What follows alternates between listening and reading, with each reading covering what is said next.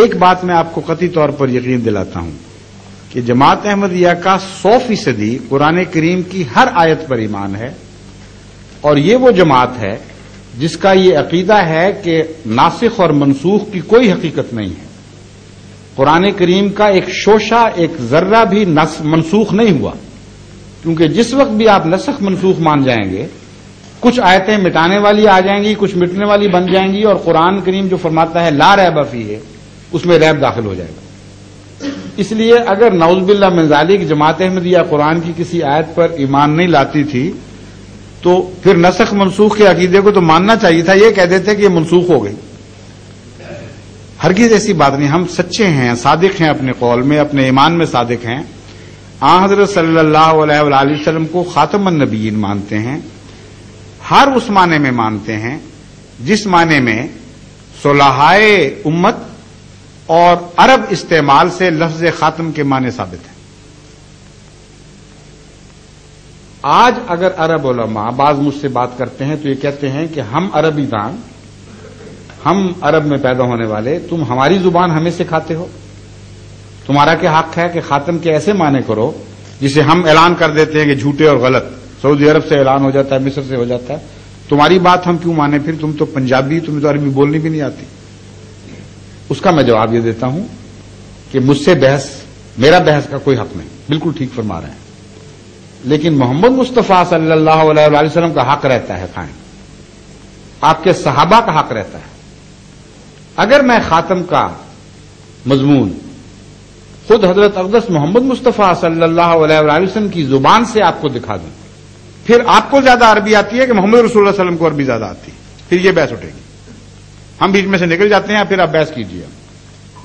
اولین صحابہ سے اگر ثابت کر دوں کہ خاتم کا وہ مفہوم مطلب نہیں ہے جو آج کے بعض علماء عرب ہوں یا غیر عرب قرآن کی طرف منسوب کر رہے ہیں، بلکہ وہ مطلب ہے جس کو ہم مانتے ہیں، اور یہ صحابہ کا عقیدہ تھا، پھر آپ بحث کیجئے۔ وہ عرب صحابہ صلحائے عربی نہیں تھے، بلکہ عربی کے لحاظ سے آج کی بگڑی ہوئی عربی سے تو بہت بہتر عربی جانتے تھے۔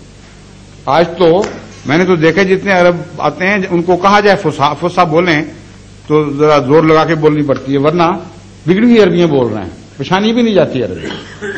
تو محمد رسول اللہ صلی اللہ علیہ وسلم اور آپ کے زمانے کی عربی ہر مسلمان کو تسلیم ہے، بہتر تھی، افصح تھی، ابلغ تھی اور سچی تھی، یعنی وہ لوگ سچے تھے جو عربی بولتے تھے۔ اب سنیے، آن حضرت صلی اللہ علیہ وآلہ وسلم نے حضرت علی رضی اللہ تعالیٰ عنہ کو مخاطب کر کے فرمایا،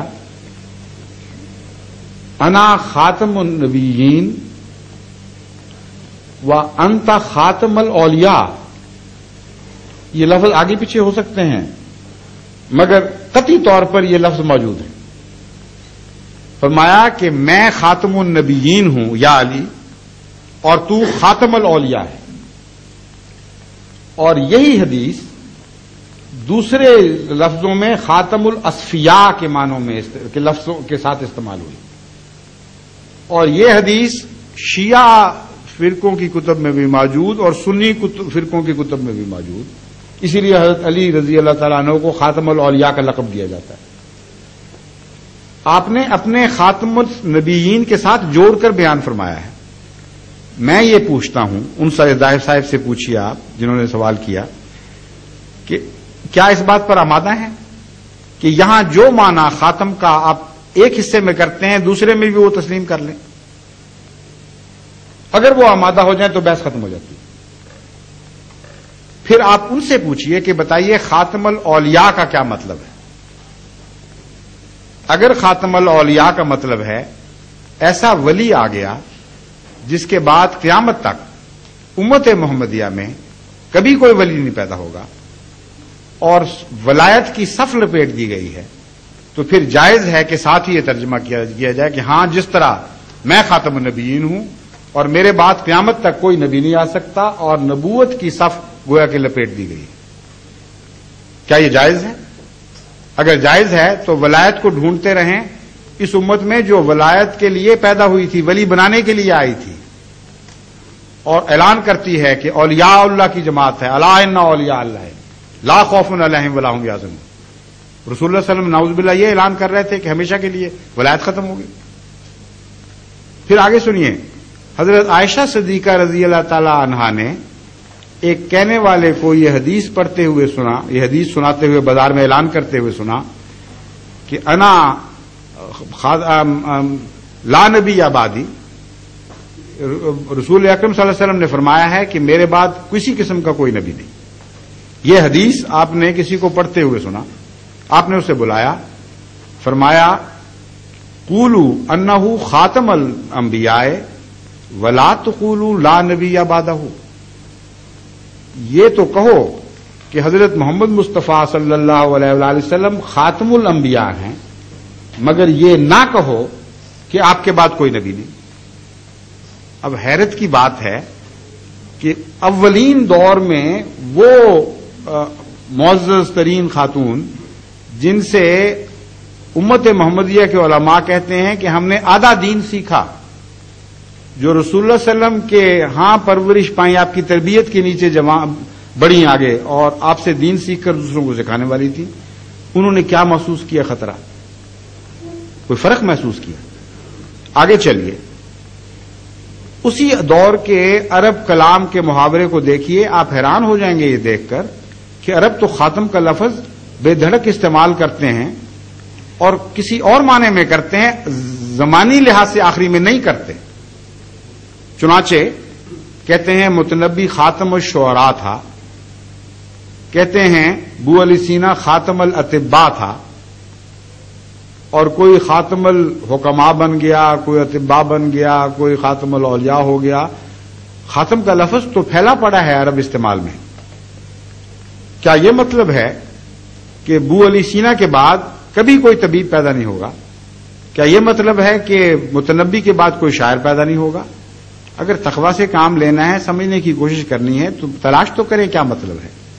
مطلب یہ ہے کہ جب کوئی کسی کو یہ کمپلیمنٹ دینا چاہے، یہ اعلان کرنا چاہے کہ میں تجھ سے افضل کسی کو نہیں سمجھتا، تجھ سے بالا کسی کو نہیں سمجھتا، تو آخری لفظ ہے اس میں، لاسٹ ورڈ ہے، تو اس وقت عرب خاتم کا لفظ استعمال کرتا ہے.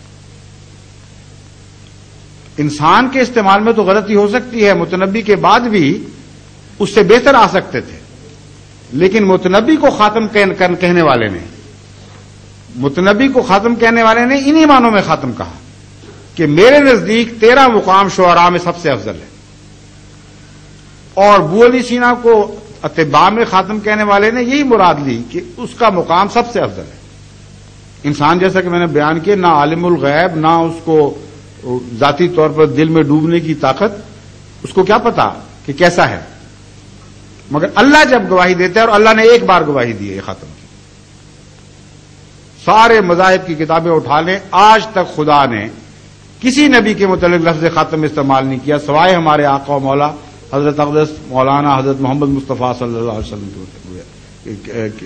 کے متعلق. فرمایا ما کان محمد ابا احد من رجالکم ولکن رسول اللہ و خاتم النبیین. بس خدا نے فرمایا جو عالم الغیب ہے، جس نے نبوت بھیجی کہ کائنات میں جہاں جہاں بھی جتنے بھی نبی آئے ہیں، سب سے افضل، سب سے اعلیٰ حضرت اقدس محمد مصطفیٰ صلی اللہ علیہ وسلم. پھر عربوں کو اس بات پر بھی غور کرنا چاہیے کہ خاتم النبیین فرمایا ہے، خاتم النبوت تو نہیں فرمایا. خاتم النبیین، خاتم الشعراء، یہ اسم کی طرف مضاف ہو رہا ہے اور اسم مصدر کی طرف مضاف نہیں ہو رہا. کیا مطلب ہے؟ مطلب یہ ہے کہ جتنے بھی اس گروہ کے وجود ہیں، ان گروہوں میں خاتم ہے. اب خاتم ہے کیا، اس کو جب آپ سمجھیں تو معاملہ اور بھی کھل جائے گا. خاتم انگوٹھی کو نہیں صرف کہتے، بلکہ ایسی انگوٹھی کو کہتے ہیں